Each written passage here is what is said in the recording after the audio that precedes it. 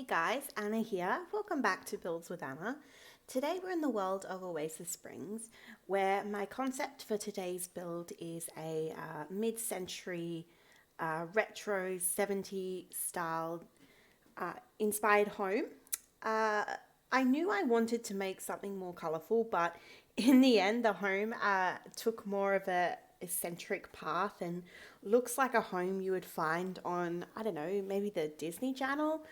But with all that aside, I do love how this build turned out, and I got to use a ton of objects from a range of different packs that I'd never really used before.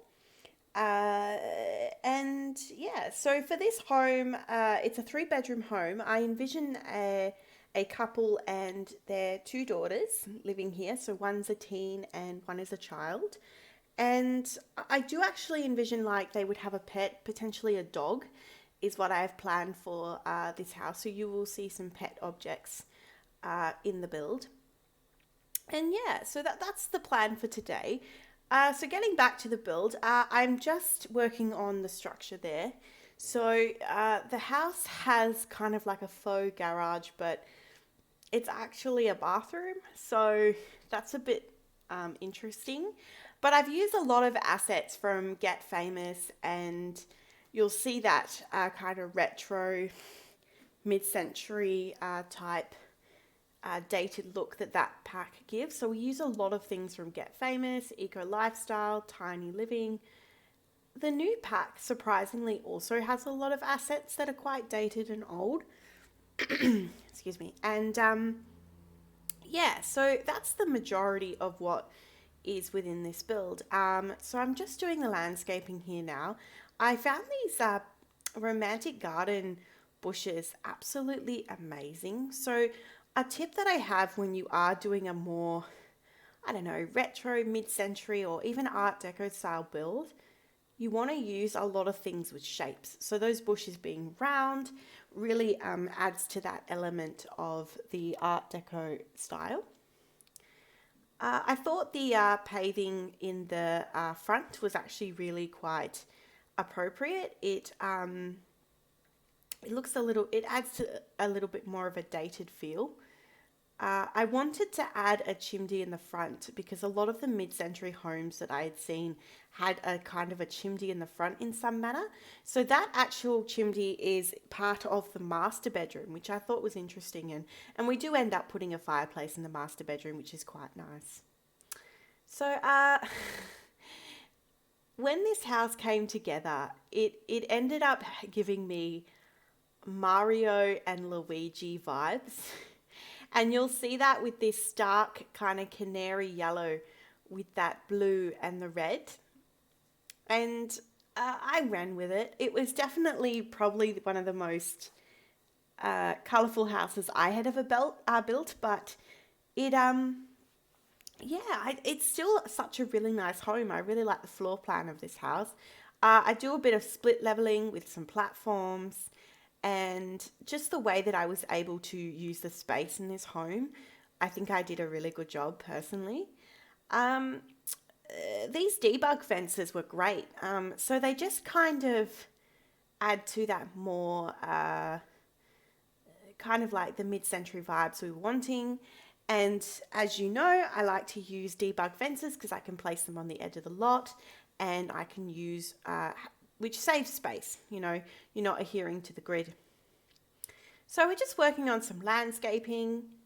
I put a car in this build. I thought that was good. And, you know, I chose the red car because it ties in the red from some of the landscaping, the roof, the door, what have you. And then this little square here, I end up putting in one of the debug planter boxes, I think they are. I'm not quite sure what they are. But I end up placing that and placing this kind of circular bush tree looking thing. And I think it just looks so good. Again, just like lots of shapes in this build. As you can see, I'm doing like a side flower bed with these hedges. They are these square type hedges in between the flowers. And again, it just, you know, it's that kind of build because it has those elements. And that's what I really like doing when I build a house, is to consider the house, the type of house that I'm building, and just really put elements in that house that would a viewer would be able to identify right away what type of house it is from those elements, which I think is really good. So we do have a small-ish swimming pool in this house, and I've gone with a more kind of like a oval type shape pool because I just felt that that would be a bit different. What else are we doing? We're just doing the patio. Again, I'm using the same pavement from the front of the house here in the back. And the back just turned out to be this really quirky kind of barbecue outdoor seating area. I use a lot of the backyard stuff pack in this build. As I said, it just has that kind of, I don't know, quirky feel to it. I love these base game chairs, and I went with the plum bulb option because it was just this bright green, and I just felt, again, we're just playing with color. There's so much color in this house, and I just really loved how it turned out. Some wind chime decoration, that's another backyard stuff object. Some children's play equipment, just because obviously we know that there's a child in this house. And then I did also fit a laundry in this house, and also some like eco lifestyle objects. So we've got some solar panels, we've got the recycle machine, we've also got like that power generator, because I just felt like this house kind of suited that vibe.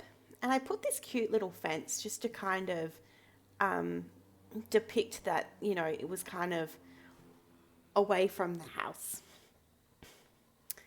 And that's just a base game fence, by the way. All right, so now we're inside. We're working on that floor plan.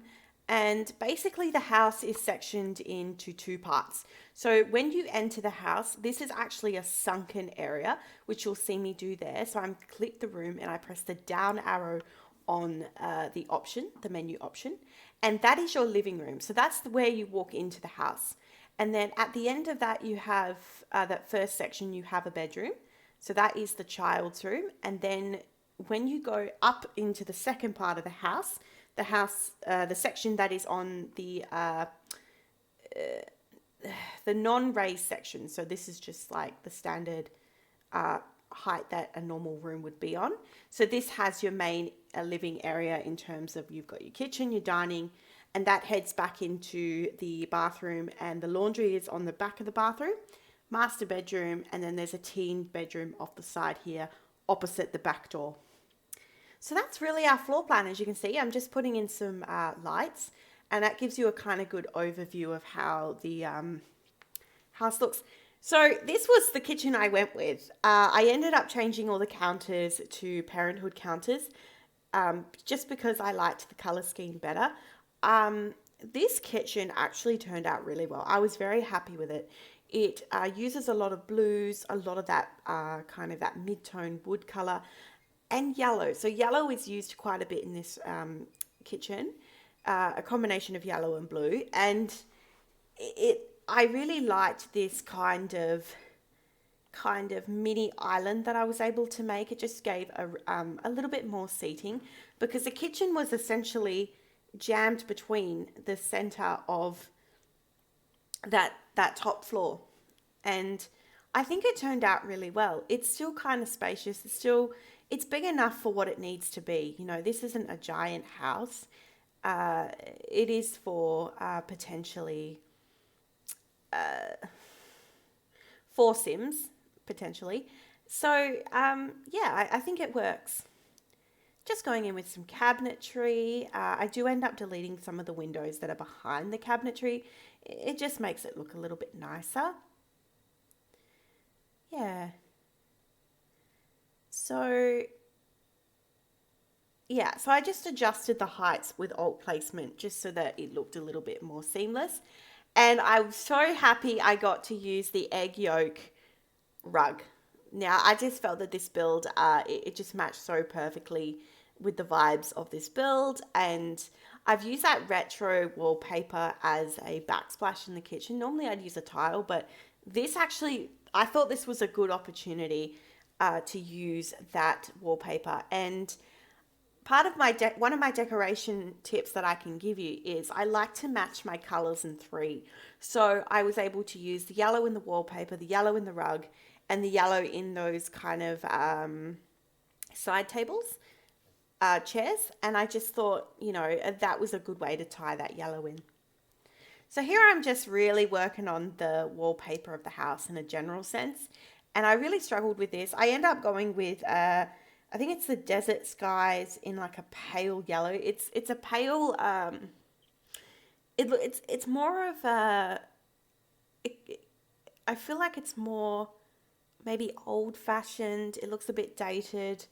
And I felt that it really went well with the dark wood tones that I used throughout the house. So yeah, I believe I'm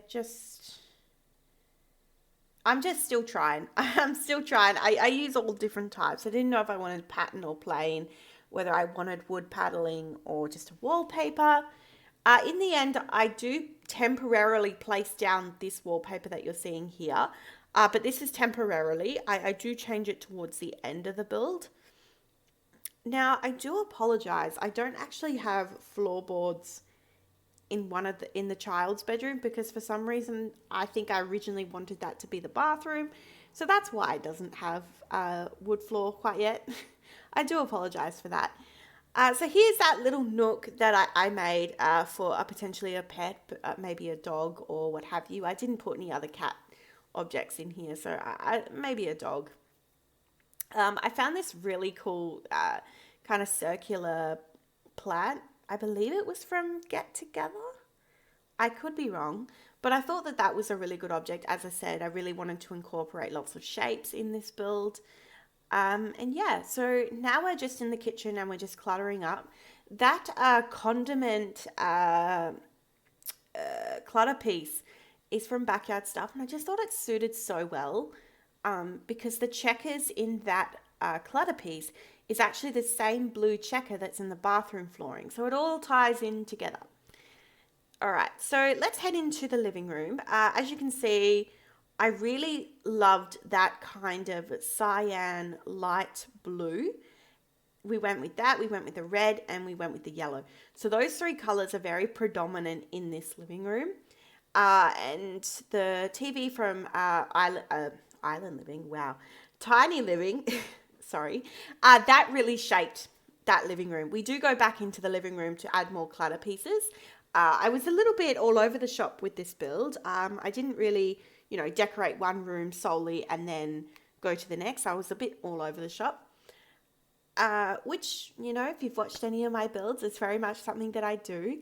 Just a very basic laundry, and it is off the bathroom. I did that because I thought, it's an older house. Maybe potentially I know that in a house that I lived in when I was much younger, I had a house similar to this where we had like a utility room that was near a bathroom. So here is that bathroom. I loved how the blue checkers tied in with that blue in the sink. That's a Parenthood sink. And then again with the yellow. The yellow is the furry rugs from the high school pack and those Parenthood curtains, which I absolutely adore. So I got to put lots of cutesy things in the front yard and backyard. I put those butterfly lights from Backyard Stuff and the flamingo, of course. And a lot of these tiny living paintings. I just think they're so good. Yeah, so now we're back into the living room. As I said, we're cluttering up.